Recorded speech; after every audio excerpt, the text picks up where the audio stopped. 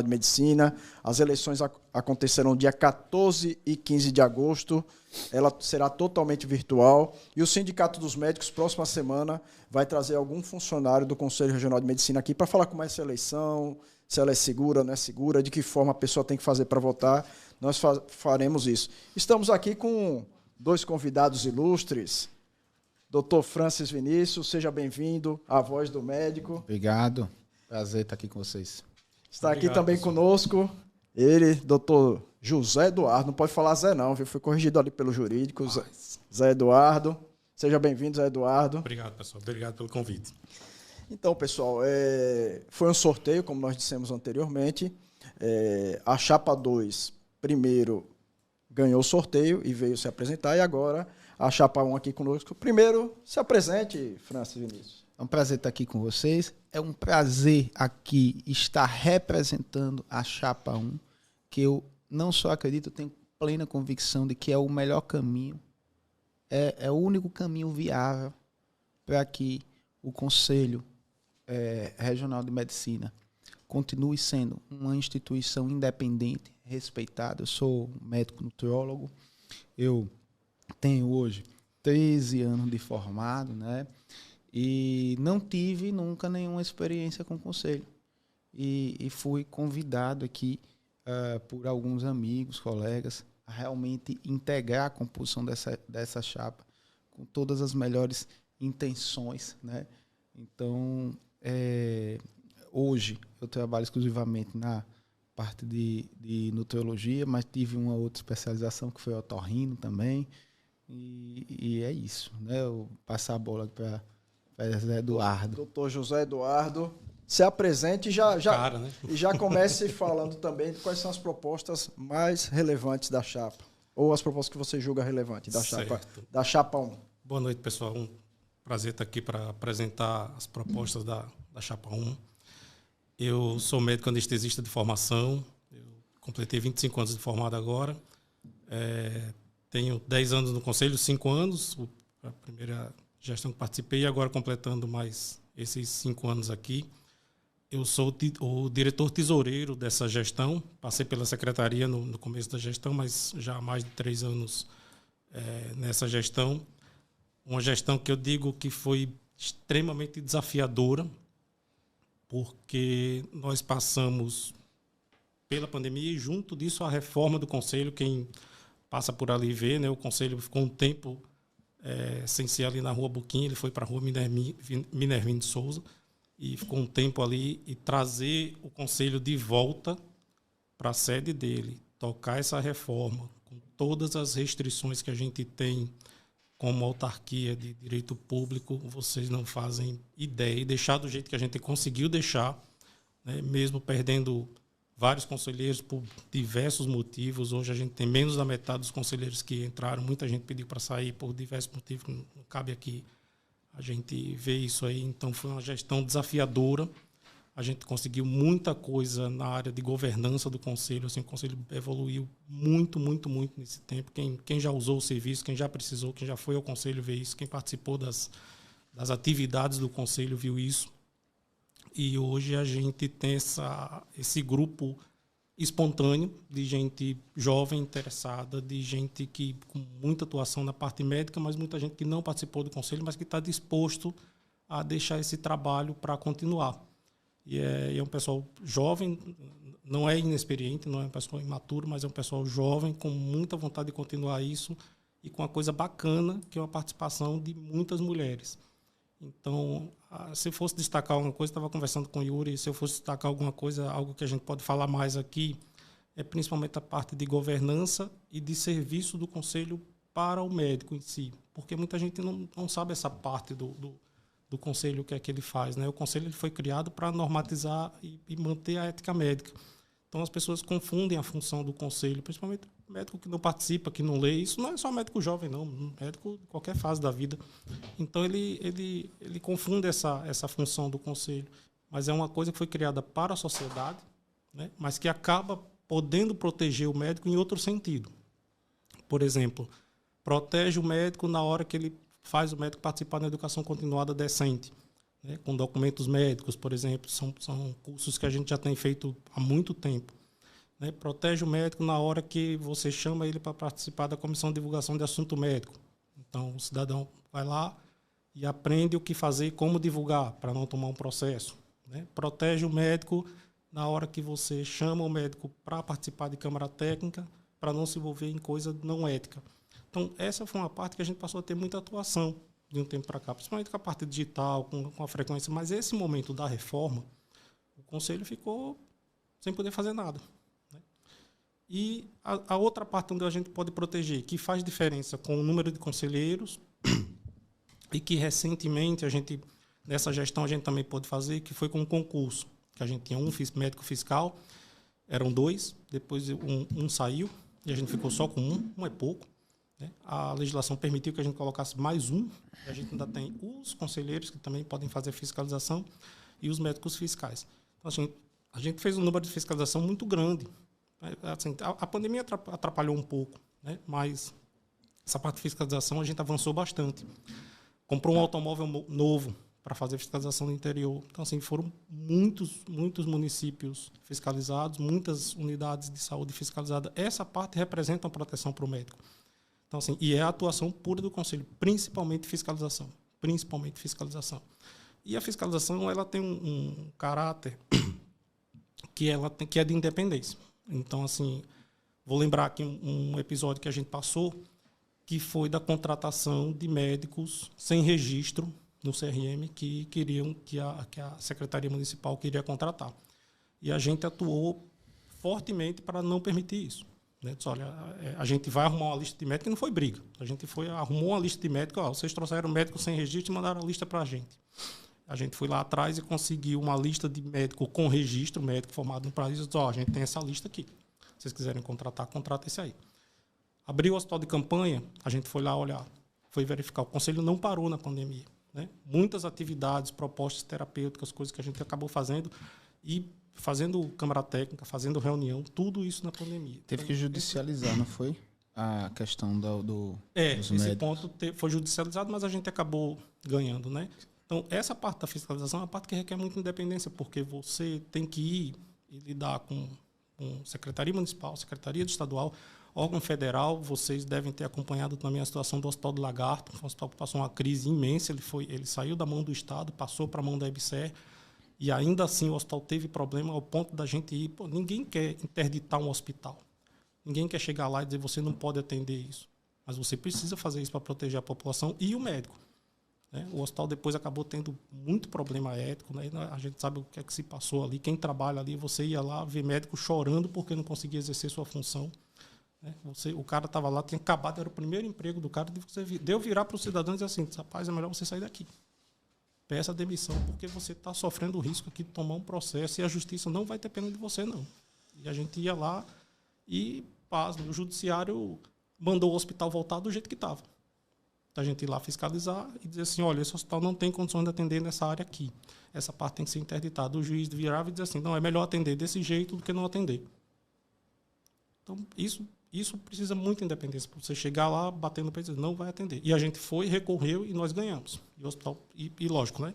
Às vezes você faz, mas depois não voltou. Mas a gente precisa estar tendo sempre retorno. Retorno do médico, que trabalha na instituição e está sendo fiscalizado.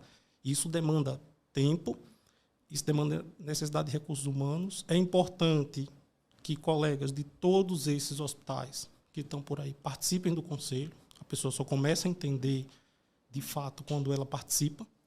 Né? Às vezes está lá, dá no plantão, mas não está nem aí para uma situação, não liga, acha que não vai acontecer nada, mas acontece. Você faz uma denúncia, o caminho da denúncia ele tem para onde ir. Né? Então, assim, esses avanços, junto com a inovação do parque tecnológico da gente, que a gente conseguiu melhorar a parte toda eletrônica do conselho, muita coisa virtual, a parte de serviços. Hoje o médico se formou, ele preenche o pré-médico, faz tudo isso. Foi uma parte assim, que eu fiz com muito orgulho na parte da secretaria, uma fase que a gente melhorou muito e que enganjou na pandemia. Né? E essa parte digital, tudo começa pelo digital. Você só vai ao conselho para fazer uma última etapa lá, o RQE, que é o Registro de Qualificação de Especialista, que é uma coisa que você começa também na parte digital, a gente faz a análise dos documentos e consegue de forma muito rápida, isso, lógico, estando tudo ok. E que tem sido gratuito. Que ficou um tempo na gratuidade. Esses serviços cartorários, eles acabaram se tornando muito ágeis lá. Alguns, obviamente, demoram por um motivo ou com outro. Às vezes o colega reclama porque eu mandei um documento, ficou um mês no conselho. Eu disse, olha, tem documento que a gente até faz uma devolutiva para você mandar um documento melhor. Entenda que eu estou recebendo um documento de um médico que está se dizendo especialista, né, e eu preciso analisar. Essa semana eu indeferi um documento de um médico que tem 2 títulos de especialista em em 2 estados de forma irregular.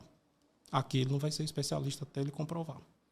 E o documento dele estava irregular em outro canto. E demorou, ele reclamou porque estava demorando, quando a gente foi ver, mas esse documento não pode sair. Então, são essa parte de governança, essa soma de coisas, que é uma coisa que você não vê muito na prática, foi uma coisa que a gente conseguiu evoluir muito nesse tempo no Conselho, e o bacana é juntar esse pessoal de forma espontânea, né, e querer continuar. Muita gente nova mesmo. Doutor Francis, me permita fazer uma pergunta para o senhor, e aí vocês podem um responder sobre um tema e o outro responder com outro tema. Marketing médico. A gente tem visto aí, Zé, que alguns colegas extrapolam. Recentemente viralizou uma médica imitando a Barbie. Que... Fale não. Como vocês pensam que como o Conselho deve atuar nesse caso, ou está, inclusive de forma preventiva, né, formando esses médicos? E a questão do mais médicos. Qual a opinião de vocês sobre mais médicos e de que forma o Conselho deve atuar?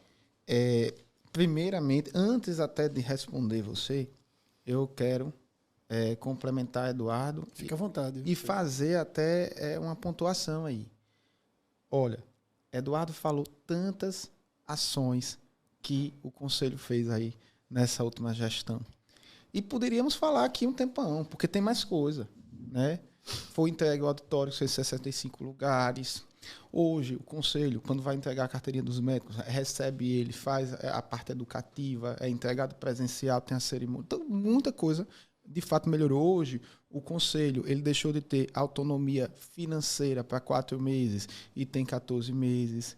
Então, a gente praticamente, né, isso é muito falado nas reuniões, porque apesar, por exemplo, de eu não ter sido parte da gestão, mas a gente tem várias reuniões onde a gente acaba falando tudo. Então, evita-se estar fazendo reuniões ou ações que gerem custos para os conselhos. Então, conseguiu sanear as contas do conselho. Então, quer dizer, a gente, das palavras que está no nosso slogan é renovação, porque 75%, ou seja, 30 conselheiros da nossa composição são novos, são pessoas que nunca tiveram contato com o conselho. Mas a gente traz a expertise de 10 pessoas extremamente atuantes que fizeram essa gestão fantástica.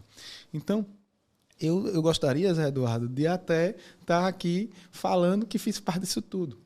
Mas eu quero dizer que eu sou parte da equipe do Sangue Novo, certo? Que a gente vai juntar com essa experiência, e uma das coisas que a gente tem que atuar bastante, eu entendo, é essa questão do marketing médico. Então, uma de nossas propostas é criar o Fala Doutor, um canal que seja direto e fácil acesso ao médico para que ele possa estar tirando dúvidas, estar colocando seus anseios, inclusive essas questões de marketing. Isso é muito importante. Eu mesmo tive um problema aí passado, então muitas vezes Você se vestiu de Barbie? Não, Barbie não. Mas a minha empresa, o pessoal do marketing, sorteou lá um prêmio no aniversário de 2 anos. Aí eu recebi a carta lá da Codame. Então a Codame, ela atua preventivamente. Não foi para punir. Ele, doutor Francis, o senhor fez sorteio, não pode, tal. Assine aqui que o senhor está sabendo agora. Pronto. Ninguém sai punido, entendeu? De cara da Codame. Então, quer dizer, é uma ação educativa. Existe essa fiscalização dentro do conselho e existe essa educação. Mas o médico hoje, ele se forma e ele cai de paraquedas no mercado. Existem mais profissionais. Ele vai para as mídias sociais e ele vai repetindo ali um padrão. Então, assim, ele não é aquele cara que premeditadamente, vou infringir aqui. Não. Então, assim, a gente pretende aumentar, na verdade, a oferta de informação, porque a gente entende que o marketing médico ele tem que acontecer e é uma realidade, tá? Porém, dentro das 4 linhas, né? Então, a Codami vem atuando nisso. A gente pretende também, uma outra proposta é aumentar também a comunicação do conselho, fazer o conselho mais presente nas mídias sociais, para que o conselho realmente passe essa imagem de parceria, tá? Então, hoje, a gente vai fazer campanha nos hospitais, vai conversar com os colegas, a gente já vê que os colegas já reconhecem isso, né? Então, esse é um ponto. O outro ponto que eu queria trazer também é a questão da ouvidoria. Tá? A gente pretende melhorar as ações de ouvidoria, porque realmente a gente entende que alguns médicos têm uma dificuldade, como o Zé Eduardo falou. Eu tentei, passei não sei quanto tempo, mas se a gente não fica sabendo disso, a gente não tem como melhorar. Deixa eu em relação aos mais médicos, né? Dos mais médicos. Aí, veja, era bom que vocês falassem também, porque eu perguntei para outra chapa também sobre a questão do ato médico e da telemedicina. E se vocês pudessem já englobar, porque nosso tempo é curto. Bom, em relação a marketing médico, Francis falou, né? Nós temos a Codami. A Codami é um órgão inicialmente instrutivo, consultivo. A gente chama o médico e diz, doutor, isso aqui não ficou legal. Tem regra para isso, existe manual para isso, tem isso que você pode fazer. Algumas sociedades de especialidade específicas, elas têm manual de conduta, por exemplo, a minha SBA, ela tem manual de conduta em vias digitais e ainda assim o povo faz bobagem. Mas a gente está ali para ajudar o médico nesse sentido, não para punir. Você não precisa ser um conselho punidor, você pode ser um conselho educador. Então, antes que a pessoa o conselho só serve para isso. Não, ele foi criado para proteger a sociedade em virtude da perfeição do ato médico, né? Mas você não precisa sair punindo. E isso não quer dizer, vai deixar fazer qualquer coisa. Não, se precisar punir, vai ser punido, infelizmente, né?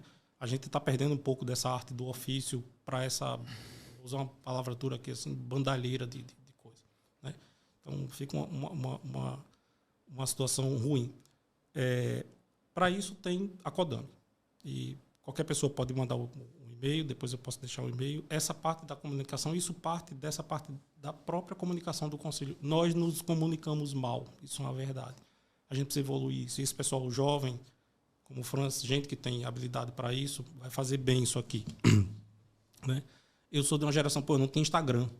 Eu precisei fazer um Instagram por causa da chapa. Obrigamos. Não tinha. Eu uso Twitter só e olha lá, só para uma coisa ou outra. Assim. Então, assim, são gerações diferentes, isso é aprendizado. Né? A gente precisa aprender a se comunicar com essa geração. Né? E essa parte digital é por onde eles fazem. Eles não vão querer ir lá no Conselho Aprezado, tá lá, prontos para ele. Quando tem essa reunião de entrega de carteira, a gente conversa com todo mundo e tal. Eu vou lá de terno e gravata, tá o cara meio lá de roupa de Barbie e tal.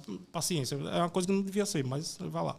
E aí, você mencionou a parte dos mais médicos. Médicos, telemedicina, que os colegas perguntaram, e a questão do ato médico. O ato médico no que diz respeito justamente à invasão de outras categorias na nossa profissão. Né? Isso é uma questão que foi muito discutida agora no ENEM, o Encontro Nacional de Entidades Médicas. Eu participei em Brasília. E, assim, precisa de ação interinstitucional. Não basta ser só o conselho. É a gente com os outros conselhos de especialidade, é a gente com órgãos como o Ministério Público, órgãos como o Tribunal de Justiça. Agora, sim, isso precisa de perna, gente. As pessoas precisam participar. A gente tem a nossa parte normal e tem o restante. Então, assim, se eu não consigo cuidar do meu, como é que eu vou cuidar dos outros invadindo o nosso? Né? Então, assim, as pessoas precisam participar. Câmara Técnica, participar do conselho, participar do encontro. Não adianta dizer, você está lá, você tem que fazer. Não, vocês precisam participar também. Sociedades de especialidade. Então, isso é interinstitucional. Né? A parte da telemedicina. A telemedicina foi uma coisa que, assim, era inevitável. Assim, a gente já fazia muita coisa, consultar um paciente por telefone, né? Só virou a videochamada, a pandemia agilizou isso. tem muita coisa que ainda precisa ser discutida, muita coisa que precisa passar em fórum. Eu não sei assim o que está faltando para agilizar muita coisa, mas assim tem coisa demais para ser discutida e que ainda não foi legalizado. Então não adianta dizer isso aqui é ótimo, não é, isso aqui tem muita coisa para melhorar, mas vai ser uma evolução. Isso é aos poucos, né? O outro ponto foi mais médicos. Do mais médicos, né? Enquanto for médico brasileiro com registro, né, a gente vai apoiar, inclusive, a interiorização. O Brasil precisa, de fato. Né? Você anda aqui 100 quilômetros, você vê, nem precisa 100, 50 quilômetros, você vê que tem população desassistida. E não é porque o médico não quer ir, a gente sabe disso. Né? Você tem que ir lá, tem um posto de saúde decente, tem um lugar decente para dormir, tem um estado decente para todo mundo. Pô. O cara monta um fórum, tem tudo de bom no fórum lá. Você bota um hospital, o pior lugar que tem é o lugar da equipe de saúde. Não só nossa médica, mas de todo mundo. Né? A parte o que for de fora, não, a gente defesa intransigente do revalida. Isso não tem o que discutir. Né? É revalida e acabou. Não tem o que discutir. Senhores, eu vou fazer a mesma pergunta que eu fiz para outra chapa, claro que eu inverti, né? Por que votar na chapa 1 e não votar na chapa 2? Fiquem à vontade. Já aproveita, já faz as considerações finais. 5 minutos. França. Porque votando na chapa 1, você vai ter a certeza de que você vai ter conselheiros, tanto com experiência como com sangue novo, para fazer o conselho agir da forma que tem que agir, desempenhar a função que tem que desempenhar, sem que se misture interesses políticos de qualquer natureza. Nós não temos nenhum membro que tem qualquer tipo de relacionamento político, como existe na outra chapa. Nós não temos, na nossa chapa, diretores clínicos de hospitais. Como é que um diretor clínico vai fiscalizar o hospital que ele é diretor, mesmo que ele faça parte da gestão e ele não seja o fiscal? Então, a forma que você, que está me escutando, que está me assistindo, tem de defender isso é votando na chapa 1. Por isso, votar na chapa 1 e não votar na chapa 2. Eduardo? Eu vou começar com uma frase engraçada da minha tese. Filho bonito, todo mundo quer ser pai, né? O conselho estava lá na Minervina, naquela casa ali, feinha, bonitinha, arrumadinha, poeirinha, não sei o quê. Teve uma eleição, não teve nem chapa para concorrer. Foi uma eleição com uma chapa só, não sei se você lembra, foi uma chapa só, passou direto. Aí o conselho agora está bonito, filho bonito, todo mundo quer ser pai, né?